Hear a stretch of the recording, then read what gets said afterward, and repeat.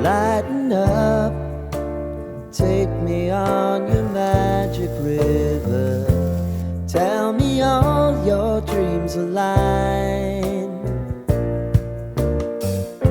Sign me up and tell me about the people that you know who are trying to feel alive.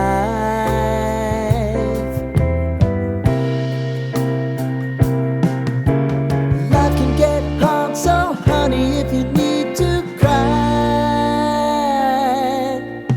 just come share my. Hello friends, आप सबको मेरा नमस्कार। मैं सस्मिता आप सबको मेरे चैनल माई स्पेचुलर स्टोरी में स्वागत करती हूँ। आज मैं आपके साथ एक स्टार्टर की रेसिपी शेयर करूंगी जो कि बहुत ही टेस्टी एंड यम्मी लगता है। मेरे घर में मेरे बच्चों को तो बहुत पसंद है। मेरे बच्चे क्या, सबके बच्चों को ये बहुत पसंद आएगा क्योंकि ये जितना सिंपल होता है उतना क्रीमी एंड बहुत ही टेस्टी लगता है, इसलिए बच्चों को तो बहुत ज्यादा पसंद आता है। रेस्टोरेंट में जब हम इसको एज ए स्टार्टर खाते हैं तो ये बहुत ही एक्सपेंसिव होता है। होटल एंड रेस्टोरेंट में जितना इसका कॉस्ट होता है उसके आधे खर्चे में ही आप इसको घर पर ही बना सकते हैं। आपको लगता होगा कि ये टिक्का है तो घर पर नहीं बनेगा, लेकिन मैं आपको आज बताऊंगी कैसे आप घर पर ही इसको स्मोक का फ्लेवर दे सकते हैं, कैसे घर पर आप टिक्का का फ्लेवर इसको दे सकते हैं। इसके साथ एक ग्रीन चटनी की रेसिपी भी मैं आपके साथ शेयर करूंगी जो इस पनीर मलाई टिक्का के साथ बहुत ही टेस्टी लगता है। तो फिर चलिए बनाते हैं पनीर मलाई टिक्का विद ग्रीन चटनी। पनीर मलाई टिक्का बनाने के लिए मैंने यहाँ पे 500 ग्राम पनीर लिया है और उसके साथ मैंने यहाँ पे एक कैप्सिकम और 3 प्याज लिया है। तो इन तीनों को पहले हम काट के रेडी कर देंगे, फिर उसके बाद हम इसका नेक्स्ट प्रोसेस स्टार्ट करेंगे। तो पनीर को कैसे काटना है मैं आपको बताती हूँ। तो हमेशा पनीर को एक रेक्टेंगुलर शेप में काटिएगा।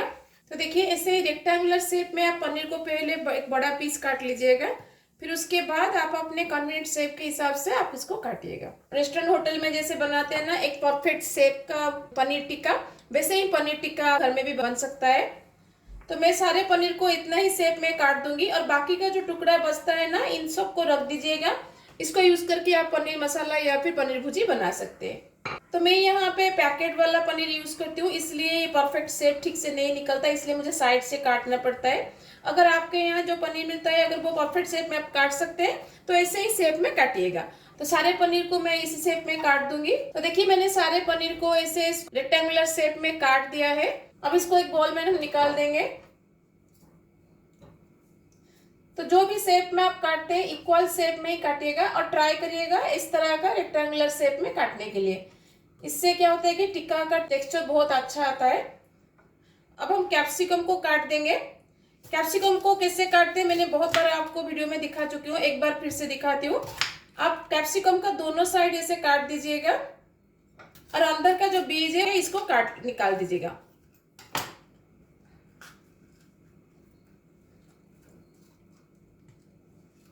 देखिए कितना आसान से निकल गया ना।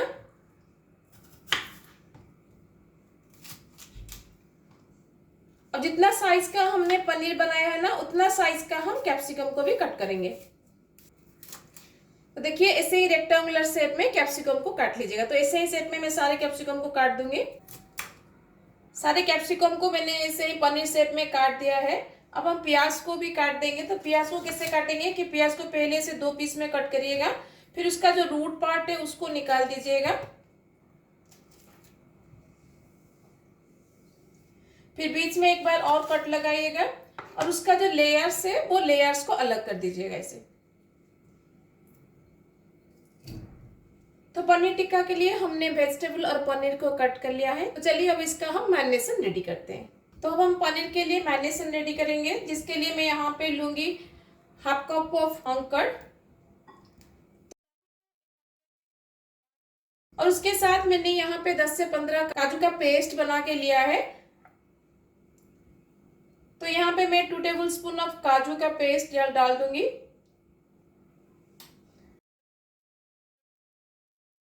और उसके साथ मैं यहाँ पे डालूंगी 2 टेबलस्पून ऑफ फ्रेश क्रीम। अगर आपके पास फ्रेश क्रीम नहीं है तो आप दूध का मलाई भी ले सकते हैं। उसके साथ मैं यहाँ पे डालूंगी 2 टीस्पून ऑफ अदरक लहसुन ग्रीन चिली का पेस्ट, स्वाद अनुसार नमक,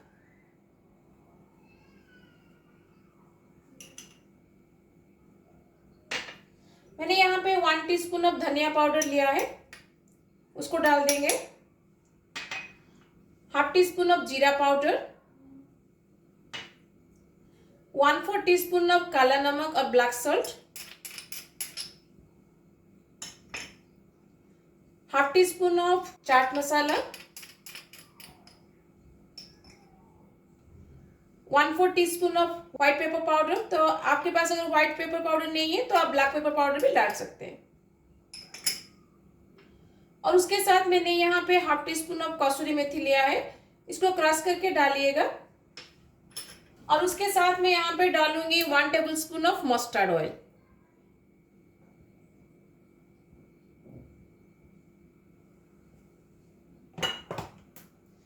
तो इन सबको हम अच्छे से मिक्स कर देंगे। इसे हाथ से ही इसको मिक्स करिएगा ताकि सारे इंग्रेडिएंट अच्छे से मिक्स हो सके। मैंने जब लेमन चिकन टिक्का बनाया था ऐसे ही मैंने मैरिनेशन रेडी किया था। आपने अगर मेरे वीडियो देखा होगा तो आपको पता होगा मैंने उस टाइम में बताया था कि आपको मैरिनेशन को ऐसे हाथ में ही रब करना है। इससे क्या होता है कि दही का जो टेक्सचर है, क्रीम का जो टेक्सचर है और काजू का जो टेक्सचर है, ये तीनों आपस में अच्छे से मिक्स हो पाएंगे। तब हमारा मैरिनेशन रेडी है। तो सारे मैरिनेशन को अब मैं एक बॉल में निकाल दूंगी।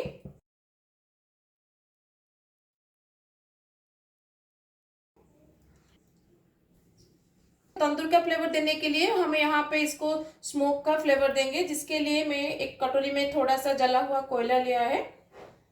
अब इसमें मैं डाल दूंगी थोड़ा सा घी और इसको कवर लगा के हम 5 से 7 मिनट के लिए छोड़ देंगे ताकि सारे मैरिनेशन में स्मोक का फ्लेवर आ जाए और हमें घर में ही तंदूर का फ्लेवर मिले। तो आज मैं यहाँ पे बैम्बू स्क्यूअर यूज करूंगी।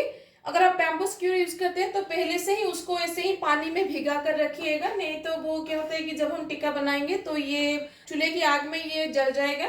इसलिए इसको पानी में ही पहले से भिगा कर इसे रख दीजिएगा। अगर आप मेटल स्क्यूअर यूज करते हैं तो इसको पानी में भिगाने की जरूरत नहीं है, आप इसे डायरेक्ट यूज कर सकते हैं। तो स्मोक देते हुए 5 से 7 मिनट अभी हो गया है। अभी अंदर से इस कटोरी को हम निकाल देंगे।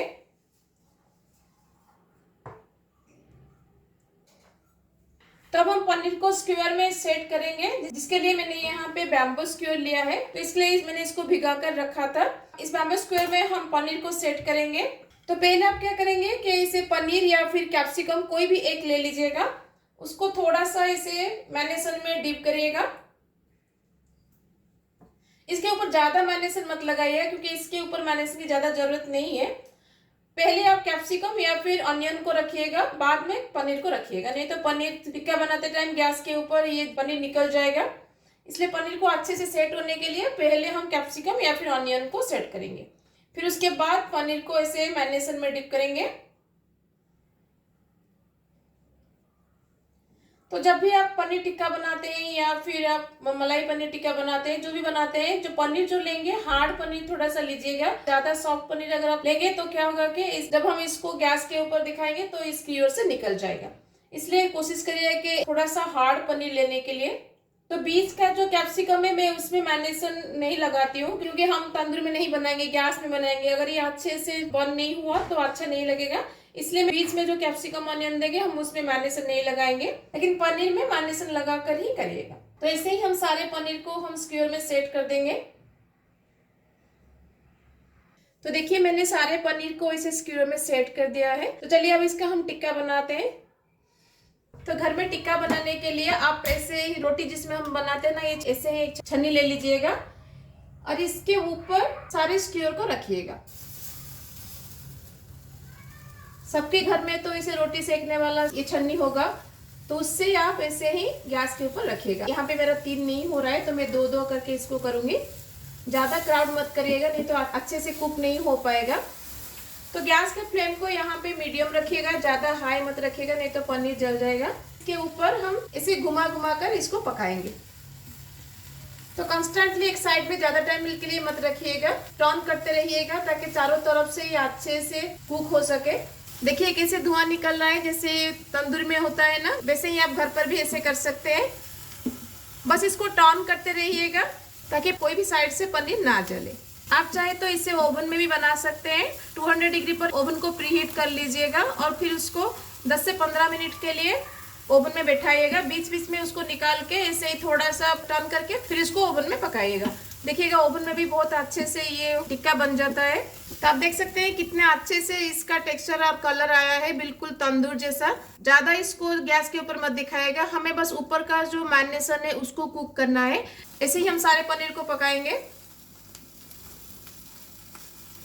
तो आप देख सकते हैं कितने अच्छे से ये कुक हुआ है, बिल्कुल तंदूर जैसा दिख रहा है ना।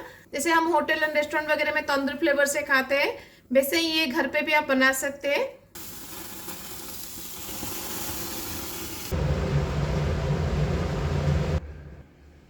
तो देखिए मैंने सारी पनीर का टिक्का मैंने बना लिया है यहाँ पे। तो आप देख सकते हैं कितना अच्छा इसका टेक्सचर और उसका लुक आया है, बिल्कुल रेस्टोरेंट जैसा। आप इसे ओवन या फिर एयर फ्रायर भी बना सकते हैं, लेकिन जिसके पास ओवन और एयर फ्रायर नहीं है वो लोग ऐसे ही घर पर बिल्कुल आसान प्रोसेस से आप बना सकते हैं। इसका टेस्ट भी बिल्कुल रेस्टोरेंट जैसा ही लगेगा। तो अब हमारा पनीर रेडी है। तो चलिए इसके लिए हम एक ग्रीन चटनी को रेडी करते हैं। तो ग्रीन चटनी बनाने के लिए मैंने यहाँ पे 1 हैंडफुल ऑफ धनिया पत्ता लिया है, जिसको मैंने अच्छे से धो लिया है। इसको इसे धोकर ही इमीडिएटली डालिएगा, ताकि इसमें जितना पानी रहेगा उतना पानी में ही हम इसे चटनी बनाना है। और उसके साथ में यहाँ पे लूंगी हाफ पुदीना पत्ता। जितना धनिया पत्ता लिया है उसका हाफ आप पुदीना पत्ता लीजिएगा। अब इसमें मैं डालूंगी थोड़ा सा जीरा, 1/4 टीस्पून ऑफ जीरा डालिएगा, ज्यादा नहीं। और यहाँ पे मैंने हाफ इंच अदरक लिया है और 2 से 3 ग्रीन चिली, 3 से 4 लहसुन की कली। और उसके साथ में थोड़ा सा इमली हम डाल देंगे, 1/4 टीस्पून ऑफ ब्लैक सॉल्ट, और थोड़ा सा गुड़ इसमें मैं डालूंगी, क्योंकि ये चटनी थोड़ा सा खट्टा मीठा रहता है तो बहुत अच्छा लगता है। और इसमें थोड़ा सा नमक हम डालेंगे, ज्यादा नहीं, जितना चटनी उसके हिसाब से नमक डालिएगा। और थोड़ा सा डालिएगा क्योंकि हमने ब्लैक सॉल्ट ऑलरेडी डाला है। तो अब इसका हम एक पेस्ट बनाएंगे। तो देखिए हमारा चटनी रेडी है, इसको एक बाउल में निकाल देंगे हम। आप देख सकते हैं कितना अच्छा कलर इसका रिटेन हुआ है। तो यहाँ पे एक टिप आपको दूंगी, अगर आपके यहाँ गर्मी अभी बढ़ गया है या फिर आपका ग्राइंडर जल्दी गर्म हो जाते हैं, तो आप क्या करेंगे कि इसमें 1 और 2 आइस क्यूब डाल दीजिएगा। इससे क्या होता है कि जो धनिया और पुदीना पत्ता का जो कलर है ना वो रिटेन रहता है और इसका कलर चेंज नहीं होता है। क्योंकि जब हम ग्राइंड करते हैं उस टाइप में जार के गर्मी की वजह से धनिया और पुदीना पत्ता का कलर चेंज हो जाता है, जिसकी वजह से परफेक्ट चटनी का कलर हमें नहीं मिलता।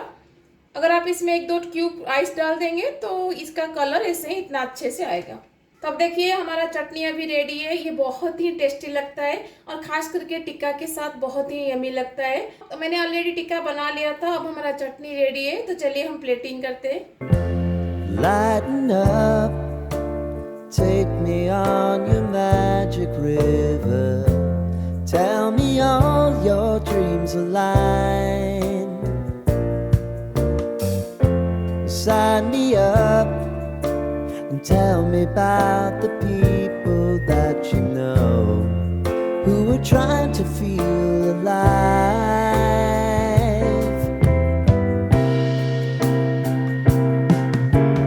Life can get hard, so honey, if you need to cry, just come share my pillow. तो कैसी लगी आपको मेरी पनीर मलाई टिक्का की रेसिपी? ये बहुत ही टेस्टी लगता है, छोटे बड़े सबको बहुत पसंद आता है। बच्चा पार्टी हुआ या घर में पार्टी हुई या घर में कोई गेस्ट आए तो आप इसको झटपट से बनाकर आप इसको सर्व कर सकते हैं। देखिएगा सबको बहुत पसंद आएगा। और ये जो चटनी है, ये चटनी को आप किसी भी स्टार्टर के साथ भी खा सकते हैं या फिर इडली के साथ भी खा सकते हैं, डोसा के साथ भी खा सकते हैं। ये बहुत ही टेस्टी लगता है। तो घर में एक बार जरूर ट्राई कीजिएगा। कैसा लगा मुझे कमेंट में जरूर बताइएगा। अगर अच्छी लगी तो लाइक शेयर जरूर कीजिएगा। अगर मेरे चैनल में नए हैं तो सब्सक्राइब करना मत भूलिएगा और बेल आइकन को जरूर प्रेस करिएगा, ताकि जो भी मेरे न्यू वीडियोस आएंगे उसके नोटिफिकेशन आपको मिल सके।